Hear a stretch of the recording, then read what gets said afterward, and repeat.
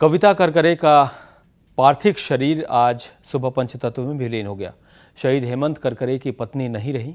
जाते जाते एक बार फिर उन्होंने जमाने को संदेश दे दिया कि वो एक वीर की पत्नी ही नहीं, खुद भी एक वीरांगना थी।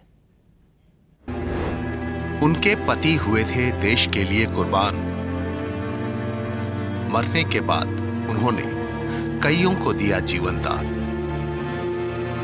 ये कहानी है कविता करकरे की, शहीद हेमंत करकरे की पत्नी की। वही हेमंत करकरे जो 26/11 के आतंकी हमले में शहीद हो गए थे। 6 साल पहले हेमंत करकरे डिनर के लिए पत्नी के साथ आउटिंग पर गए थे। एक फोन कॉल के बाद आधे में डिनर छोड़कर निकले और फिर कभी नहीं लौटे। उसी वीर की पत्नी ने साबित कर दिया कि वो भी किसी से कम नहीं। सोमवार सुबह मस्तिष्क घात के बाद कविता दुनिया छोड़ गई, लेकिन जाते जाते 3 लोगों को जिंदगी दे गई।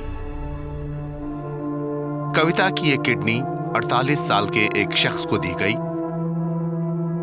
जो 10 साल से डायलिसिस पर बस इस इंतजार में था कि कोई उसे जिंदा रहने के लिए एक किडनी दे दे। दूसरी किडनी जसलोक अस्पताल में 59 साल के एक शख्स को दी गई, जो 7 साल से किडनी ट्रांसप्लांट का इंतजार कर रहा था। और कविता के लीवर ने कोकिलाबेन अंबानी अस्पताल में 49 साल के एक शख्स को नई जिंदगी दे दी। परेल के हाजी बचूली में दान की गई कविता की आंखें भी कई लोगों की रोशनी बन रही हैं। कविता करकरे के इस महादान के पीछे उनके 3 बच्चों का भी हाथ है, जिन्होंने अपनी भावनाओं पर काबू रखते हुए अपनी मां के शरीर दान की इजाजत दे दी। यह परिवार जान देना भी जानता है और जिंदगी देना भी।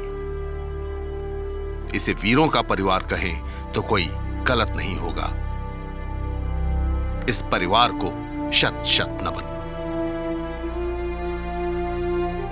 संतोष तिवारी, P7 न्यूज, मुंबई।